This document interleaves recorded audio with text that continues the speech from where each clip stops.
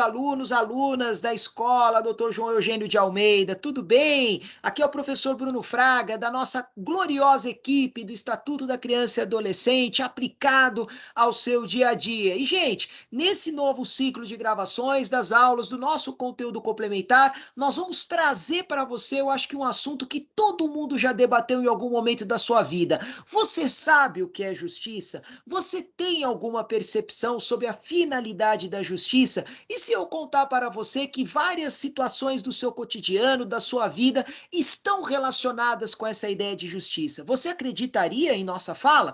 Pois é exatamente para este nosso encontro que eu gostaria de contar com a ilustre presença das nossas integrantes da nossa equipe do ECA, a Ana Elisa e a Paula, que hoje vai ter uma missão muito especial: conversar um pouco com vocês nesse nosso conceito de justiça, primeira parte, apresentar um filósofo que todo mundo já ouviu falar certamente, o Aristóteles, e na sequência trazer diversos assuntos do cotidiano: justiça, teleologia, virtude, participação e cidadania. Serão as palavras-chave da apresentação das nossas amigas. Então, pessoal, fica com a gente e embarca aí nessa viagem pela discussão de diversos casos. Ana, é com você. Obrigado.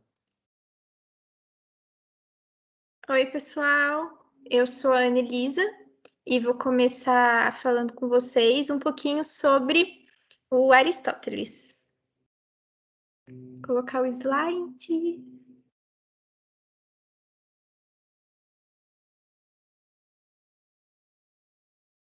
Aqui, como vocês conseguem ver, a gente vai começar falando sobre o Aristóteles. Ele nasceu no Império Macedônio e ele foi considerado pela posteridade um dos mais importantes filósofos da Grécia, ao lado daquele que se tornaria o seu mestre, que é o Platão. Ele estudou na Academia do Platão durante muitos anos, inclusive se tornou professor dessa instituição. Depois desse período, ele acabou se aprofundando nos estudos platônicos sobre a essência das coisas, a dialética, a política e sobre as ideias socráticas. Ele também se aprofundou muito na ética e nos estudos da ciência da natureza, que é basicamente o que a gente vai ver agora, né? Durante a vida intelectual dele, ele passou a considerar um outro tipo de conhecimento, o empírico. Esse fato, acabou afastando ele um pouquinho das ideias daquele mestre dele, que é o Platão. Com isso, ele acabou tendo uma desviada. Ele desviou daquele caminho filósofo do Platão e ele acabou virando meio que um professor e mentor do filho do imperador Filipe II, que é o Alexandre. Vocês devem conhecer como Alexandre o Grande. Após esse período, ele acabou fundando o Liceu, que acabou virando uma escola, né? Que é muito parecido com a Academia de Platão, mas baseado nas ideias do próprio Aristóteles. Quero começar falando com vocês sobre justiça, mas a partir de um caso que a gente estudou, que é o caso da Kali Smart. Ela é uma líder de torcida. Na verdade, ela era uma líder de torcida. A Kali, ela nasceu com um problema cerebral, uma paralisia. Com isso, ela acabou sendo cadeirante. Mas, independente disso, ela sempre foi líder de torcida. O pessoal da escola sempre recebeu ela super bem, popular entre todas as pessoas, muito bem querida, muito alegre.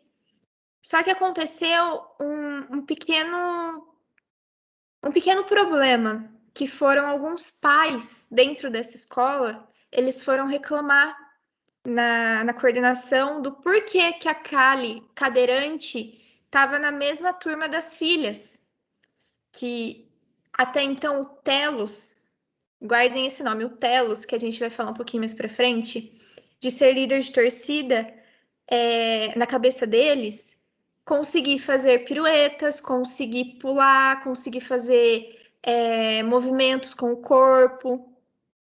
Então, isso meio que deixou a escola assim, nossa, e agora? É verdade. Se ela quiser participar no próximo ano da equipe de líder de torcida, ela vai ter que fazer um teste, igual as outras meninas sempre fizeram, para saber se ela realmente vai conseguir fazer as piruetas, as acrobacias, mesmo sendo cadeirante. Então, sempre teve essa questão ali, né, quando aconteceu esse evento. Que a pergunta que a gente tem que fazer é: ela deveria ter de fazer ginástica para participar da torcida organizada ou esse requisito seria injusto, considerando a sua deficiência? Isso a gente consegue responder com o princípio da não discriminação, que é: a Kali, ela desempenha bem o papel de ser uma torcedora, de ser uma animadora de torcida? Ela deveria ser excluída só porque ela não tem o movimento necessário? Isso acontece porque existe uma controvérsia, que é: o que é necessário para ser uma líder de torcida? É realmente fazer as acrobacias? É realmente você conseguir fazer as pirâmides? Animadora de torcida. Animadora de torcida. Esse é o nome. Animadora de torcida. Então a defesa da Kali falou: peraí, não. O propósito, o telos de ser animador de torcida é animar a torcida. Existem outras formas de você animar a torcida. Você não precisa fazer acrobacias. A Kali, ela sempre animou a torcida. Sempre. Ela ia de um lado para o outro com os pompons. Ela gritava palavras encorajadas. Então, assim, qual que é realmente a função de uma animadora de torcida? Na defesa da Kali, usaram isso. A função da animadora de torcida é animar. Mas aí vem uma outra proposta, que é realmente quando a gente começa a entrar na proposta de Aristóteles. Existem duas questões ali que são debatidas em sua essência, que é a equidade e a glória com o ressentimento. Talvez esses pais, eles tenham pensado: nossa, mas espera aí, por que essa menina está recebendo a mesma honra que a minha filha, sendo que a minha filha, ela tem, não privilégios, mas ela tem alguma coisa a mais que a Kelly? Será que esses pais pensam que as filhas são mais merecedoras dessa honra de ser animadora de torcida do que a Kelly? Então, assim, é complicado, porque o Aristóteles, ele fala que determinar a essência da torcida organizada pode ser controverso. Nesse caso, tá? Porque nos enreda em discussão sobre quais qualidades são merecedoras das honrarias. Então, a gente consegue colocar, nesse caso, a gente consegue aplicar essa visão de Aristóteles, porque a gente consegue discutir o propósito desse embate, né? Que é: qual é o propósito de ser animador de torcida? O grupo de animadoras de torcida, a escola não apenas promove o espírito escolar, mas também determina qualidades que espera de seus alunos admirarem e tentarem imitar. Esses pais queriam que a torcida organizada prestigiasse as virtudes tradicionais de uma líder de torcida que suas filhas possuíam. Mas quais virtudes? Essa filosofia política de Aristóteles, ela está presente no caso da Kali. Por quê que ela está presente no caso da Kali? Por conta desses dois tópicos de justiça que Aristóteles fala. O primeiro é a justiça teleológica. Para definir os direitos, é preciso saber qual é o telos, aquela palavra que eu falei no comecinho dos slides. Esse telos significa finalidade ou objetivo. É a palavra grega para finalidade ou objetivo da prática social em questão. Segundo, a justiça é honorífica. Compreender o telos de uma prática ou discutir sobre ele significa, pelo menos em parte, compreender ou discutir as virtudes que ela deve honrar e recompensar. O Aristóteles, ele acredita que as discussões sobre justiça sejam, inevitavelmente, debates sobre honra, a virtude e a natureza de uma vida boa. Para ele, justiça significa dar às pessoas o que elas merecem. Isso é o pensamento de Aristóteles naquela época, na Grécia. Hoje a gente sabe que, às vezes, não tem como a gente colocar isso em casos específicos, principalmente no caso da Kali. Telos. Voltando ao Telos. O seu modo de raciocinar a partir do propósito de um bem para a devida alocação desse bem é um exemplo do raciocínio teleológico. Aristóteles argumenta que para determinar a justa distribuição de um bem, temos que procurar o telos, ou propósito do bem que está sendo distribuído. Isso a gente aprende desde pequenininho, lá no desenho do Ursinho Pooh, sabe? Isso acontece também porque quando a gente nasce, a gente não tá muito desenvolvido ali na cabeça, né? A gente não pensa direito com a lógica.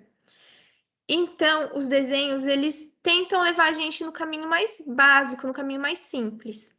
E o Ursinho Pooh é aquele típico personagem simples, ele vai direto ao ponto. Ele tá ali sentado embaixo de uma árvore e ele escuta zumbidos. E ele pensa, nossa, esses zumbidos, para zumbir dessa forma, somente abelhas conseguem zumbir dessa forma. E as abelhas, elas existem para quê? Elas existem para fazer o mel. E esse mel existe para quê? Ah, esse mel existe para que eu possa comê-lo. É basicamente a ideia de Telos. Tornamo-nos justos ao praticar ações justas, comedidos ao praticar ações comedidas, corajosos ao praticar ações corajosas. Bom, gente, essa é uma frase, né, do Aristóteles. Agora eu vou falar um pouquinho sobre algumas coisas que ele trata também, como, por exemplo, a Ana começou a falar sobre a questão da vida boa, ou então de uma virtude para uma vida boa. Aí surge uma questão. Você pode ser uma pessoa boa sem participar da política? Para Aristóteles, o objetivo da política é a vida boa. Atualmente, nós vemos a política como um mal que acaba sendo um mal necessário, né? Porque tem corrupção, interesses envolvidos, ou então nós vemos como um meio de transformar o mundo num lugar melhor. E aí ele passa a ser o meio de atingir uma finalidade, não um aspecto essencial do bem humano. Só que para Aristóteles, nós somos criados para participar de associações políticas. Nós possuímos uma faculdade que é a faculdade da linguagem. Nós conseguimos não registrar apenas prazer e dor. A gente consegue expressar o que é justo, o que é injusto, distinguir o certo do que é errado. Então, nós conseguimos exercer uma virtude moral. Mas como que a gente exerce essa virtude moral? Ela resulta do hábito. Por exemplo, como a frase que acabou de ser citada, nós nos tornamos justos ao praticar ações justas. Assim é um exemplo, por exemplo, numa Constituição. O que é uma Constituição boa? O que difere uma Constituição boa de uma Constituição ruim?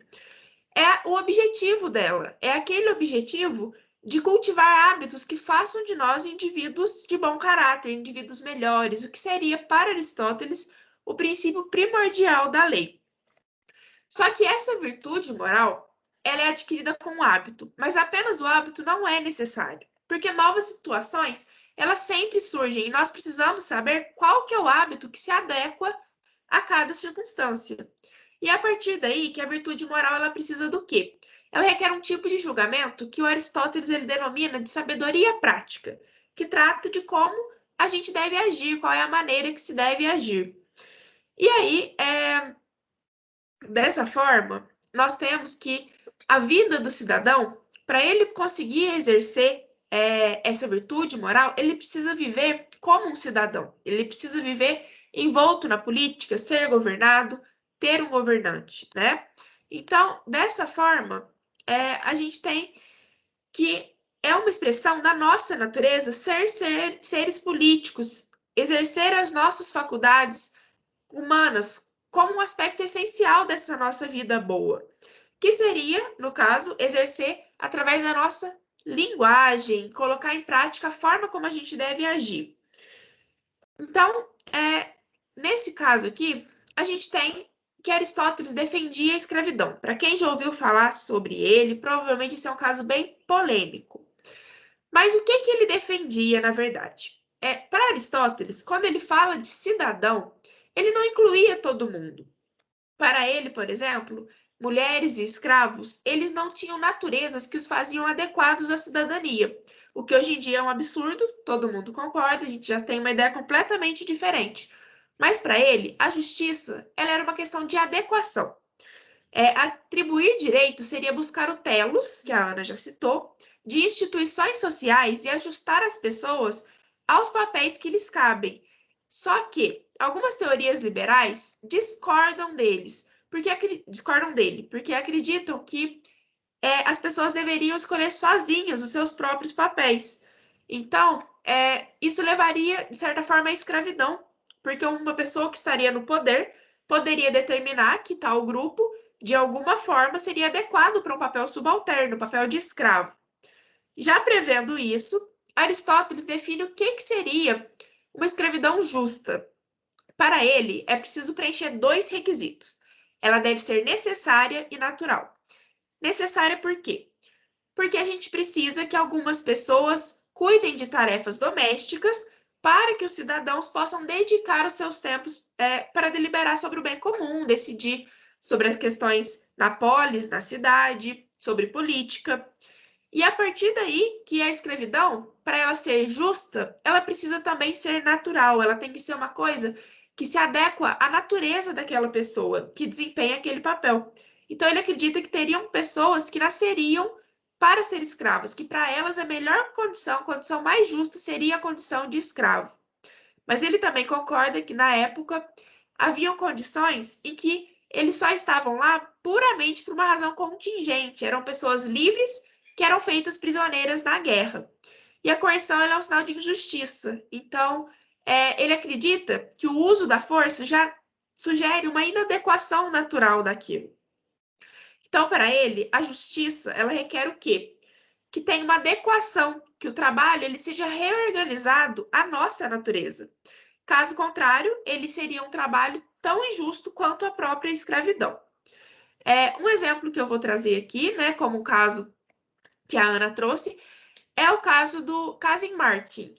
Ele era um jogador de golfe profissional, só que ele tinha um problema na perna, e devido a problemas circulatórios, andar nos campos era muito doloroso e representava um sério risco de hemorragia e fratura. E o que aconteceu? Ele pediu para a Associação Profissional de Golfe para ele utilizar um carrinho para se deslocar no campo. Só que muitos jogadores se sentiram ofendidos porque eles acreditaram que parte do telos, da natureza essencial do golfe, seria a caminhada, porque isso geraria cansaço, isso interfere no resultado do jogo. Entretanto, em defesa dessa questão, o Martin ele afirmou que isso apenas o nivelaria aos demais, devido à deficiência que ele tinha, a condição que ele tinha. E aí foi levado à Suprema Corte lá dos Estados Unidos, levantou algumas questões para decidir se isso realmente afetaria, se realmente era essencial que se caminhasse pelo campo, né? Se isso afetaria realmente a natureza essencial. E acabou que foi decidido que ele poderia utilizar o carrinho, porque teve um professor de fisiologia que calculou que apenas cerca de 500 calorias eram queimadas na caminhada pelo campo durante o jogo. Isso é nutricionalmente menos do que um Big Mac. Então, o cansaço do jogo não se dava pelo caminhar, mas sim pelo estresse e por uma questão psicológica durante o jogo, o que também afeta Martin, mesmo ele andando com um carrinho ao longo do campo, né?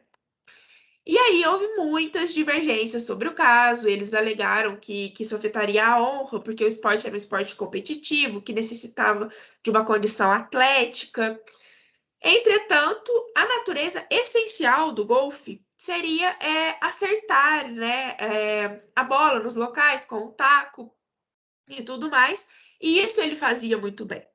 Então, ficou decidido que ele poderia utilizar, mesmo com tantas controvérsias, porque não afetava o telos, a natureza essencial. E esse caso, como o caso que a Ana trouxe também, ilustra claramente a teoria de justiça de Aristóteles, discussões sobre justiça e direito, elas são inevitáveis quando a gente pensa no propósito das instituições sociais, sobre os bens a quais elas se destinam, as virtudes que elas valorizam e recompensam. Nesse caso, a gente precisa considerar tudo o que acontece além, né, do caso. A gente tem que avaliar para que serve, qual é a função principal daquilo, qual que é o telos, qual que é a natureza essencial daquela coisa, para saber se isso realmente fere aquilo e se os casos em específico são justos ou injustos. Ou seja, a justiça, assim como defende o Aristóteles, precisa se adequar ao caso em que ela está tratando. Então, a gente necessita, para poder ver as leis, defender as leis, aplicar as leis, discutir a respeito dessa natureza da vida boa, que é o que Aristóteles traz para a gente. A gente precisa adequar a justiça ao telos de cada coisa.